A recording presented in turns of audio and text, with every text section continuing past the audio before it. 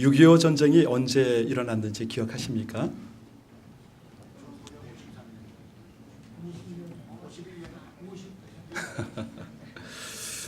한국 성인의 36% 그리고 청소년들의 절반 이상이 6.25 전쟁이 언제 일어났는지를 모릅니다. 예, 지금 이제 대부분 한국 교회들이 6.25 그 기념주일로 이렇게 지내고 있는데요. 사실은 어떤 시기가 중요한 건 아니겠죠. 그릇보다는 내용이 중요하니까. 그 당시에 그 여러 가지 그 사연들이 참 많은데 한 선교사님이요, 시골길에 차를 운전하고 가다가 어떤 할머니가 머리에 무거운 짐을 이고 가는 것을 보았습니다. 너무 힘들겠다 싶어서 차를 세우고 할머니를 모셨죠. 할머니, 이 차에 타십시오. 어디까지 가시는지 제가 모셔다 드리지요 하고 차에 모셨거든요. 문제는 한참을 가다 보니까 우연히 백미러를 봤는데 할머니가 그때까지 머리에 짐을 이고 계신 거예요. 그래서 선교사가 깜짝 놀라서 할머니 괜찮다고 왜 그렇게 무겁게 짐을 이고 계셔요? 내려놓으세요. 그랬더니 할머니 하시는 말씀이 예, 저를 태워주는 것만도 이렇게 고마운데 이 짐까지 어떻게 여기 내려놓습니까? 예, 이 청년들한테 잘 안 통하네요. 이건 빵감인데 도대체가 그냥 반응이 없어요. 그러니까 그 사람들의 그 생각이 그렇습니다. 참 안타깝죠.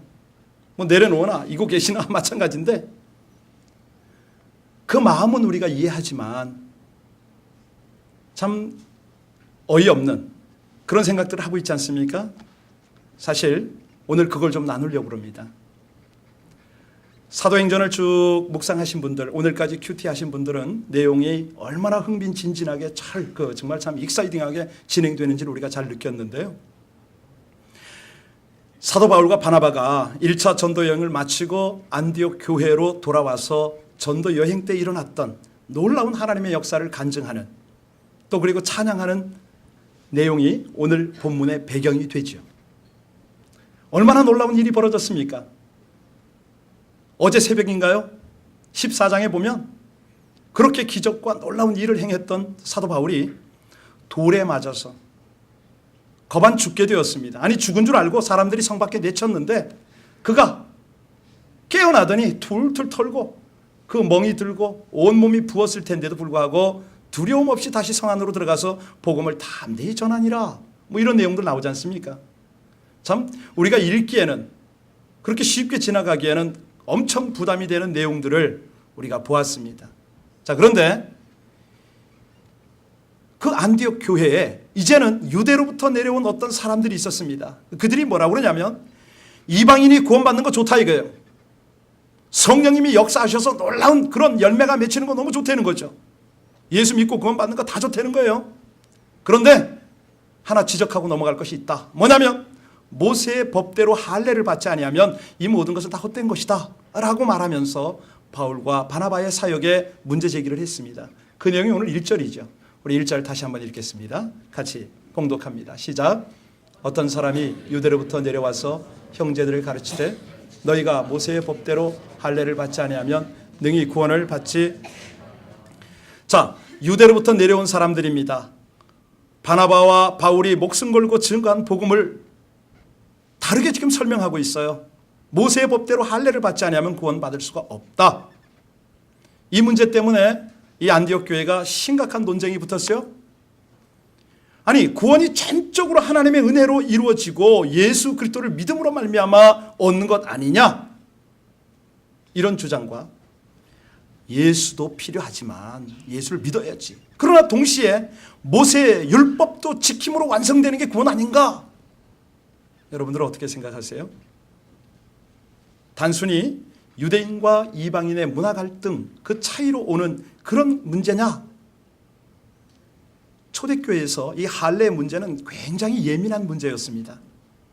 왜냐하면 초대교회 구성원들이 누굽니까? 유대교로부터 다 온 사람들 아니겠어요? 자, 이 유대인들 아직도 율법에 대해서는 아주 매우 열성적이었습니다. 율법을 지키면서 커왔습니다. 그리고 율법을 준수하는 데 열정을 가지고 있었죠. 음식도 구별했고 성전 예배와 유대 민족의 절기 철저하게 지켰습니다. 이런 유대인에게 이방인 개종자들은 문제거리였죠. 아니, 아무리 생각해봐도 그들이 구원을 받으려면 예수 믿는 것만 가지고는 좀 문제가 있는 거예요. 지킬 건 지켜야 된다는 것이죠. 그 중에서도 가장 중요한 할례 문제는 이거는 빠뜨릴 수가 없다고 주장을 합니다. 여러분, 할례가 뭐죠? 다 아시죠? 할례는 하나님과 이스라엘 백성들의 언약의 표시입니다. 창세기 17장에 보면 하나님께서 아브라함과 언약을 맺은 후에 그 언약의 표시로 모든 남자는 할례를 받으라 말하죠. 왜 그렇습니까? 하나님은 아브라함과 그 후손들과 살에다가 언약을 새겨서 절대 하나님을 잊어버리지 않도록 하는 조치를 취하십니다. 나는 너희의 하나님이 되고 너희는 내 백성이다. 누가 뭐라고 해도 내가 너희를 보호해 주겠다. 너희는 나만 의지하고 살아라. 그 표시가 바로 할례였습니다. 그러니까 한마디로 이스라엘 백성들은 이 할례 받는 것들을 통해서 하나님의 자녀인 것을 확인했던 것이죠.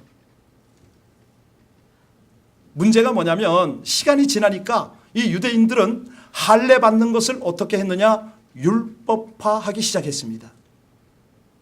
언약의 내용이 어찌됐든 간에 할례를 행하기만 하면 자동적으로 하나님의 백성이 된다, 이 식으로 생각했다는 것이죠. 중심을 잘 놓치면 안 됩니다. 중심을 잘 보셔야 됩니다. 자, 문제는 유대인들이 하나님의 자녀됨의 표시를 어디에서 찾으려고 했다? 그렇죠. 그러니 이방인들도 구원받으려면 할례를 받아야 하는 것은 당연하다, 그들의 주장입니다. 자, 그렇다면 성경이 말하는 구원의 조건은 무엇입니까? 요한복음 1장 12절에 영접하는 자, 곧 그 이름을 믿는 자들에게는 하나님의 자녀가 되는 권세를 주셨으니, 한마디로 하나님의 언약이 예수 그리스도를 통해서 이루어졌기 때문에 구원은 예수를 믿을 때 은혜로 주어지는 것이다. 이것을 자꾸 헷갈려 하니까 갈라디아서 5장 2절에 바울 사도가 그런 말을 합니다. 보라, 나 바울은 너희에게 말하노니 너희가 만일 할례를 받으면 그리스도께서 너희에게 아무 유익이 없느니라. 여러분, 무슨 말입니까? 할례를 꼭 받아야 한다고 말하는 사람들은 사실은 예수 그리스도의 십자가의 은혜를 안 믿는다, 이 말이 아닙니까? 안 믿겠다는 말이죠. 자, 율법이냐 은혜냐, 이것은 끊임없이 기독교 역사의 논쟁의 대상이 되어 왔습니다. 결국 종교개혁이 일어나게 된 모티브가 됐는데요, 이 로마서와 야고보서까지도 서로 다른 관점에서 이 문제를 다루고 있어요. 자, 그러면 우리는 어떻게 반응해야 되느냐? 단순히 예수 믿으면 구원 받습니다 라고 말합니다. 그렇죠? 오늘 그 구원에 대한 걸 다룰 수가 없어서 여러분 주보에다 써놨으니까 그건 집에 가셔서 읽으시고요. 자, 지금 보시면 안 됩니다. 여기 집중하세요. 흐트러지면 안 됩니다. 주제. 다른 한쪽에서는 예수 믿으면 다냐? 예수 믿는 사람답게 살아라. 여러분들 어느 쪽에? 유대로부터 내려온 사람들은요, 예수를 믿고 돌아온 이방인들을 볼 때 도무지 수긍할 수가 없었어요. 어떤 부분이? 삶의 부분이에요. 아니, 그들 눈에는 그리스도인이라고 하는데, 크리스찬이라고 하는 사람들이 세상 사람과 도대체 다를 바가 없는 거예요. 유대인들은 식사할 때 정통 유대인 출신답게 손을 씻고 먹습니다. 그런데 이방인 그리스도인들은 손 씻는 것은 아랑곳하지도 않을 뿐더러 이 개걸스럽게 먹는 거예요. 주일 지키는 것도 그렇습니다. 바리새파 중에는 믿는 사람들이 주일 성수를 목숨처럼 지켰거든요. 오락 안식일을 거룩하게 지키는 그들의 습성이 있지 않습니까? 몸에 배어 있었죠. 그런데 이방인들은 너무 자유스러워요. 요즘 말로 하면 그냥 주일날 가서 그냥 놀러 가고 사 먹을 거 다 사 먹고 이런 것들이죠. 그러니 한마디로 세상 사람과 다를 바가 없다는 거예요. 믿음도 있고 은혜도 분명히 있는 것 같은데 삶은 아닌 것 같다는 거죠. 그래서 보다 못한 유대인들이 일어선 겁니다. 예수도 좋다, 성령 받아야 되고 은혜도 다 좋다. 그러나 가장 기본적인 것은 지켜야 능히 구원 얻은 거 아닌가? 여러분, 이 문제가 과연 안디옥 교회의 문제인가요? 이 시대 모든 교회도 통하는 문제입니까? 우리 심각하게 도전해야죠. 사실 우리 한국 민족은요, 유대가 아니라 유교의 영향을 많이 받았지 않습니까? 그래서 자칫하면 우리의 신앙이 형식화되고 율법화되기 참 쉬워요. 우린 그런 기초가 있어요. 민족적 기초가 있는데, 본래 유교에서는 그 예를 굉장히 강조하지 않습니까? 이것도 설명하려면 한두 끝도 없는데요. 저희 같은 경우에 이제 유교에 대해서 연구를 많이 하죠. 중국 선교사들은 많이 합니다. 자, 그것은 한국에서는 종교로 통하지만 중국에서는 아닙니다. 그건 하나의 문화예요. 간단하게 그렇게 설명하고 넘어가겠습니다. 자, 여튼간에 한국 교회에 보면 눈에 보이는 행위를 자꾸 강조를 해요. 뭔가 좀 부족한 것 같은 것을 느끼는 거죠. 네가 노력하지 않고 너무 쉽게 구원받는 거 아니겠어? 예수님의 십자가 보혈로 죄 용서를 받았는데 너도 뭔가 값을 좀 치러야 되지 않겠어? 뭐 이런 것들이 우리 속에 부담이 있어요. 어떤 경우에는 행위로 구원받는 것은 아닙니다. 예수를 구주로 영접하기만 하면 완전히 구원받습니다. 여러분, 아멘입니까? 그런데 뒤돌아서면 뭔가 불안해요, 지금. 아니, 믿음으로는 뭔가 좀 아쉬워요. 지금 상태로는 뭔가 좀 안 되는 것 같아. 아직 담배도 못 끊었죠. 몰래 술도 숨어서 마셔야 되죠. 이런데 내가 구원받았겠어? 라는 생각을 하잖아요. 여러분, 정말 예수 믿는 것으로는 모자라서 율법의 행위가 더 필요한 것일까요? 사실 이 부분에 대해서 논쟁할 필요는 없습니다. 왜? 성경에서, 신약 성경에서 명쾌하게 답을 내렸기 때문에. 율법으로 인간은 구원받을 수 없습니다. 율법을 완전하게 지킬 수 있는 사람은 이 땅에 있다 없다? 심지어는 율법을 하나님께로부터 받아서 제정했던 모세도 율법을 다 준행했다? 못했다. 그렇기 때문에 우리가 구원받은 것은 율법이 아니고 오직 하나님의 은혜라는 거예요. 그것 때문에 예수님이 이 땅에 오셨고 예수님이 십자가에서 피 흘려 죽으신 이유가 율법으로는 인간이 구원받을 수 없기 때문이다. 아니, 그러면 이 결론 난 이 해묵은 논쟁을 지금 이 거룩한 주일에 이 아까운 시간에 또 강론할 필요가 있느냐? 있지요. 이유가 뭘까요? 여러분, 분명히 우리가 이 본문을 오늘 하나님께서 우리에게 묵상하게 하시는 하나님의 의도를 깨달아야 합니다. 그 하나님의 의도가 뭘까요? 오늘날의 교회가, 오늘날의 성도가 예수의 모습을 보여주지 못하기 때문입니다. 세상에 하나님의 사랑을 보여주는데 이 교회는 실패했다는 거죠. 여러분, 전도해 보시죠. 안 하시는 분 문제지만 해다 보면요, 가장 부딪히는 문제 중에 가장 큰 게 뭡니까? 예수 좋다는 거예요. 그런데 기독교는 싫답니다. 왜지요? 교회를 통하지 않으면 어떻게 예수 그리스도를 만날 수가 있겠습니까? 아니, 예수 그리스도와 교회를 어떻게 떼놓을 수가 있겠어요? 그럼에도 불구하고 이 교회가 제도화가 된 거예요. 교리화가 된 거예요. 결국은 복음 증거에 방해가 되고 있는 것이죠. 참 아이러니하죠. 아니, 예수의 복음을 제대로 보여주려고 교회가 생겼는데 이 교회는 오히려 그 복음을 방해하고 있습니다. 이걸 어쩌면 좋죠? 여러분, 교회는 새로워져야 합니다. 교회가 그렇게 복음화가, 제대로 된 복음화가 되지 않으면 이것은 세상을 살리기는커녕 오히려 오염시킨다는 거죠. 또 하나야, 또 하나. 또 하나 이 해묵은 논쟁을 다시 거론하는 이유가 있는데 그 이유가 뭐냐면 복음에 대한 완전성을 우리가 확신해야 된다는 거예요. 이것이 없어요, 지금. 요한복음 19장 30절에 보면 예수님께서 십자가에서 마지막 말씀을 뭐라고 그러시죠? 다 이루었다. 예수님의 십자가면 그 언약을, 모든 하나님의 언약을 완성하는 것이죠. 율법의 요구를 다 충족시켰어요. 그렇기 때문에 예수를 믿기만 하면, 아니, 예수님을 정말 제대로 만나기만 하면 완전한 구원을 받았음을 믿으시길 바랍니다. 다른 것이 더 필요한 게 아니고요, 예수면 다라는 거예요. 예수면 전부라는 거죠.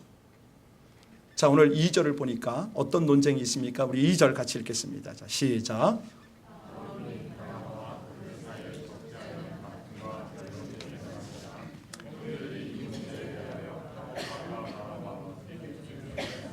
예루살렘에 있는 사도와 장로들에게 보내기로 작정하니라. 아주 논쟁이 심해졌죠.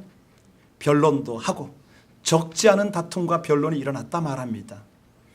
예수를 믿기만 하면 구원받는다는 바울과 바나바의 주장이 분명히 옳았지만 할례를 주장하는 유대인의 말도 상당히 설득력이 있었다는 것이죠. 결국 이 문제는 안디옥 교회에서 해결할 수가 없었습니다. 그래서 이 문제 해결을 위해서 어떻게 했다고요? 바울과 바나바를 어디로 보냅니까? 그렇습니다. 몇 일행을 그리 보냈어요. 그래서 기독교 역사상 최초의 회의, 예루살렘 공회라고 하는 회의가 열리게 된 거죠. 우리 3절 볼까요? 같이 읽겠습니다. 시작. 그들이 교회의 전송을 받고 베니게와 사마리아로 다니며 이방인들이 주께 돌아온 일을 말하여 형제들을 다. 지금 상황이 어떤 상황입니까? 논쟁에 휘말려 있어요. 예루살렘으로 그걸 해결하려고 가고 있습니다. 그런데 그 와중에 그들은 뭐 합니까? 중소도시를 들릅니다. 뭐 하려고요? 예수님을 증거하고 거기 가서 구원을 선포할 뿐만 아니라 간증을 했다는 거죠. 왜입니까? 이들 가슴속에 뭐가 있어요? 예수 그리스도가 있습니다. 은혜가 있습니다. 복음이 있습니다. 이들이 바로 그 은혜, 이 복음을 증거하는 일에 얼마나 갈급했던지 어디를 가든지 누구를 만나든지 그 이야기를 하고 있습니다. 한마디로 은혜에 사로잡힌 사람이죠.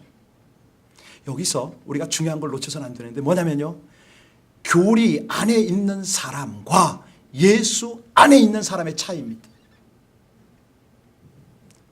전통의 교리에 묶여있는 사람, 아주 관습에 묶여있고 이거 아니면 안 된다고 생각하는 사람들의 모습이에요. 지금 그 사람과 정말 예수의 사람, 성령의 사람, 이 은혜의 사람의 차이가 어떻다고요? 하늘과 땅 차이죠. 우리가 교리적으로 하나님을 믿을 수 있습니다. 여러분, 하나님이 존재한다는 사실을 믿으십니까? 예수님이 구원자이심을 믿으십니까? 여러분, 교회 나오셨습니까? 십자가와 부활을 믿으십니까? 그런데 유감스럽게도 여러분들이 믿는다는 생각, 여러분이 믿는다는 것 누구나 다 가질 수 있어요. 그런데 문제는 이런 지식적 믿음은 아무 힘이 없다는 것이죠. 안 통합니다. 그 지식적 믿음이 여러분을 살리지 못해요. 지식적으로 동의하는 정도로는 세상 살릴 수가 없어요. 이 중에 예수 안 믿는 사람이 누가 있겠습니까? 다 믿으시죠. 예수 믿기 때문에 교회에 나오신 것이죠. 그런데 솔직히 표현해 보십시오. 여러분들이 예수 믿는 것 같은데 자꾸 뭔가 모자란 것 같지 않습니까? 그렇다면 답이 있습니다. 뭐냐면 예수님을 경험으로 만나야 되는데 자꾸 교리로만 따라가니까요. 심지어는 교리도 공부를 안 하는데 어떻게 하면 좋습니까? 목사는 애 같아요. 지식적으로도 뭘 알지도 못하는 사람이 경험마저도 없으니 이걸 어쩌면 좋으냐 이거예요. 말도 안 되죠. 하나님을 체험하고 성령을 체험해야 되는데 단지 지식만 가지고 있었던 이 상황을 우리 하나님이 지금 우리에게 말씀하시잖아요. 그러니 결국은 교리와 형식에 붙잡혀서 성령의 능력을 제한할 수밖에 없는 것이죠. 제가 아는 어떤 분은요, 자존심 너무 강하세요. 손 들고 기도하자고 해도 절대 하는 법이 없습니다. 아니 그냥 어떤 교회는요, 드럼 치는 것조차도 허락이 안 됩니다. 제가 지금 교리나 전통, 형식을 무시하자는 말 아닙니다. 그거 중요해요. 필요합니다. 왜? 그것은 그릇이기 때문에. 그릇이 있어야 내용을 담죠. 그러나 내용이 중요합니까? 그릇이 중요합니까? 대답을 하셔요. 그릇이 중요합니까? 내용이 중요합니까? 확실합니까? 그런데 그릇이 있어야 뭘 담는 건 사실이지 않습니까? 그릇 없이 뭘 못 담죠. 주님께서 오늘 그걸 지금 우리에게 지적하시는 거예요.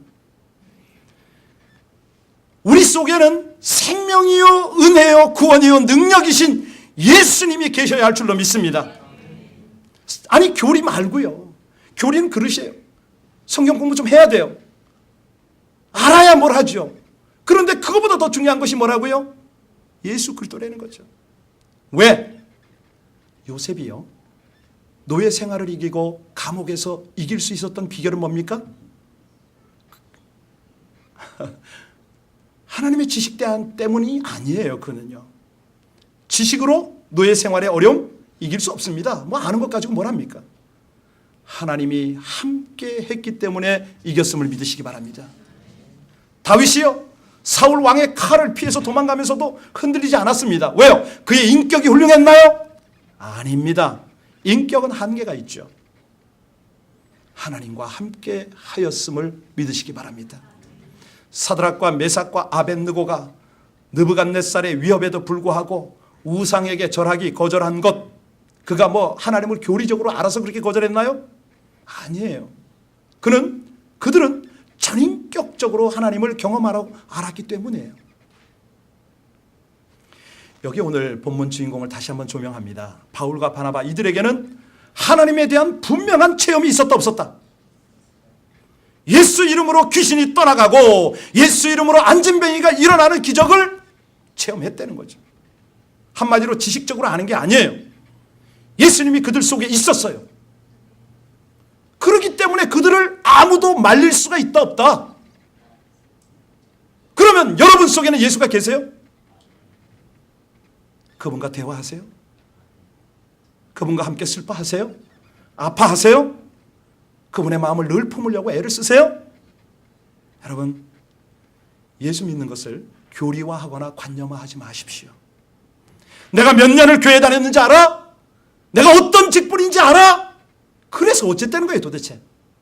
내가 성경을 몇 번 통독했는데, 내가 신학을 했어, 내가 얼마나 많이 기도하는데 그게 어쨌어요 도대체. 중요하지 않다는 거 아닙니다. 중요한 것은 그런 것들을 교리화하거나 율법화하면 여지없이 낡은 가죽 부대가 된다는 것이죠. 터져버립니다. 문제는 내 안에 예수께서 계시는 것이에요. 내 안에 예수께서 계시는 것이에요. 그분이 내 삶의 주인이 되시는 거죠. 그때 내 안에 비로소 은혜가 머무르기 시작합니다. 그 은혜가 역사가 되는 거죠. 오늘 본문 좀 더 자세히 봐야 됩니다. 바울 일행이 예루살렘에 도착했을 때 장로들과 사도들은 그들을 환영했어요. 이 바울과 바나바가 하나님이 어떻게 역사하셨는지, 어떻게 이방인들이 주님께 돌아왔는지를 간증을 합니다. 그때는 예루살렘에 있는 사람들이 다 몰랐으니까 이런 상황들을. 자, 그런데 거기서도 바리새파 중에 어떤 사람들은 안디옥에서와 똑같은 말을 합니다. 우리 6절 7절 한번 볼까요? 자, 6절 7절 같이 읽습니다. 시작. 사도와 장로들이 많은 변론이 있은 후에 베드로가 일어나 말하되, 형제들아, 너희도 알거니와 하나님이 이방인들로 내 입에서 복음의 말씀을 들어 믿게 하시려고 오래전부터 너희 가운데서 나를 택하시고. 자, 지금 아주 심각하고 광범위한 토론이 계속된 것 같죠? 이 토론이 끝난 다음에 베드로가 입을 열어서 말하는 내용이 이제 7절에서 11절까지 쭉 연결이 됩니다. 오늘 다 읽었는데요. 그런데 베드로의 말을 요약하면 뭐냐면, 이방인들에게도 우리와 똑같이 하나님의 성령이 부어졌다는 거죠. 이방인이나 유대인이나 차이가, 그 은혜가 다를 수가 없다. 예.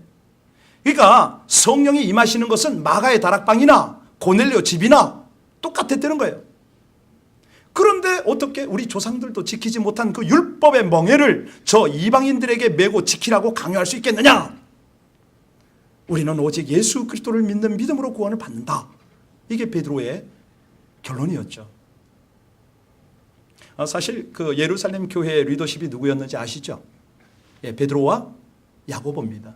그래서 13절부터 17절까지를 보면 야고보 사도가 이 모든 예루살렘 공회의 결론을 딱 내어줘요. 그게 뭐냐면 세 가지로 결정을 아주 요약을 해줬는데, 그게 뭐냐면 첫째는 하나님이 이방인을 부르셨다. 그리고 둘째는 이방인의 구원은 하나님의 계획이었다. 여기서 여러분, 이방인은 여러분을 말합니다. 우리를 말하는 겁니다. 우리의 구원은 하나님이 계획하셨다. 그리고 세 번째는 우리에게 유대인의 전통인 할례를 강요하지 말고 다만 우상의 더러운 것과 음행과 목매어 죽인 것과 이런 것들을 멀리하게 하자라고 권고를 한 겁니다. 사실 이 결정은 교회사에 놀라운 획을 그었죠. 왜? 전 세계와 민족을 살리는 참 복음이 되었기 때문입니다. 그렇습니다. 구원은 무엇으로 얻는다? 은혜로. 이 주제가 한 시대를 살리는 중요한 메시지죠. 루터 종교 개혁의 주제가 바로 오직 믿음으로, 오직 은혜로. 1829년에요. 조지 윌슨이라는 사람이 우체국에서 강도 짓을 했어요. 그가 강도 살인죄로 체포가 되어서 교수형에 처해지게 됐습니다. 그때 대통령이 앤드루 잭슨 대통령인데 사면장을 써줬습니다. 그런데 이 윌슨이 죽겠다고 고집을 합니다. 사면을 거부하는 거예요. 정부는 어떻습니까? 딜레마에 빠졌죠. 사형을 시킬 수도 없고 안 시킬 수도 없는 처지였습니다. 정작 사면장을 사인한 잭슨 대통령이 얼마나 당혹했겠습니까? 그때 미 연방 대법원장이 누구냐면 존 마샬인데 최종 판결을 내렸습니다. 여러분이라면 어떤 판결을 내리겠어요? 판결문을 제가 읽어드리겠습니다. 사면이란 한 장의 종이일 뿐이다. 그 종이의 가치는 전적으로 관계된 사람의 수락 여부에 있다. 사형 선고를 받은 자가 사면을 거절한 것은 전례가 드물지만 거절했다면 결코 사면이 아니다. 우리 옆 사람에게 인사할까요? 은혜를 거부하면 은혜가 아닙니다. 은혜를 거부하는 순간 죽음이에요, 죽음. 예, 사면을 거부했으니까 죽음이 있죠. 그리스도를 거부하면 죽음입니다. 여러분, 은혜를 받아야죠. 그런데 하나 우리가 명심할 것이 있습니다. 뭐냐면 존재와 행동은 언제나 연결이 되어 있다는 거죠. being과 doing은 연결이 되어 있죠. 청년들 동의합니까? 동의 안 해요? 하셔야 돼요. 응? 왜냐하면 하나님의 은혜를 받았다면 그 행동에서 변화가 나타나야 되죠. 율법이 아니고 행동으로 반응을 해야죠. 그게 은혜가 되죠. 참 은혜가 되죠. 여러분, 은혜로 내가 은혜를 지금 인정하고 받았는데 전혀 행동에 변화가 나타나지 않았다면 그건 분명히 자신을 기만하는 것이죠. 누구를 기만해요? 하나님을 기만하는 것이죠.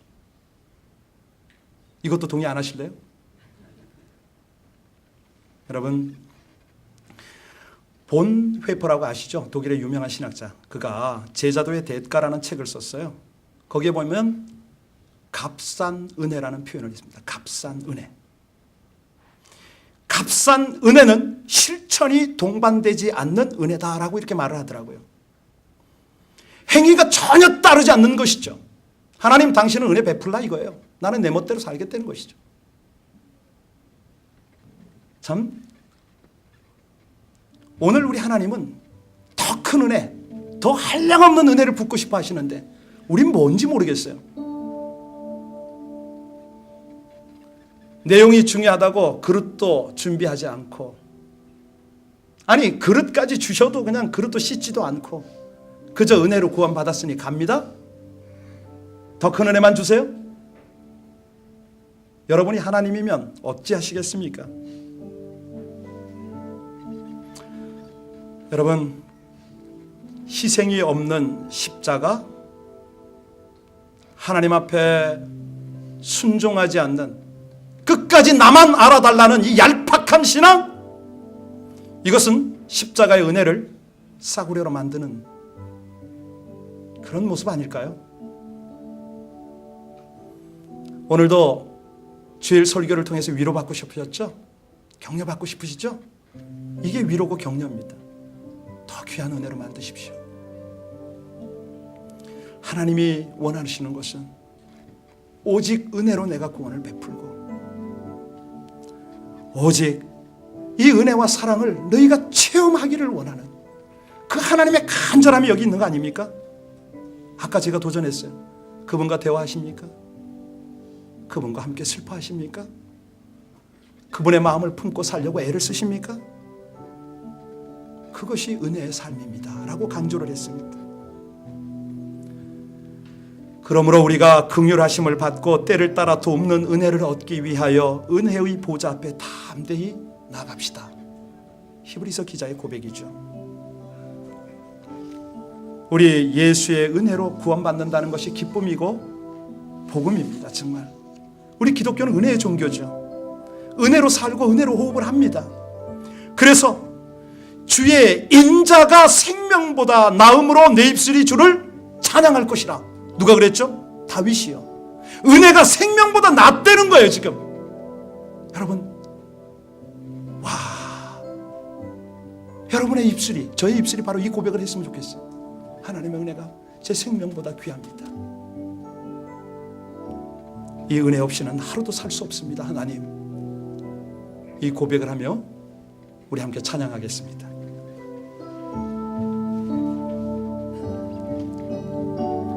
은혜로다 은혜로다 주와 함께 거함이 은혜로다 은혜로다 주와 함께 거함이 은혜로다 은혜로다 주와 함께 거함이 은혜로다 은혜로다 주와 함께 거함이 은혜로다 지가 계신 지성소에서 주를 찬송하리 내 영혼을 부어주신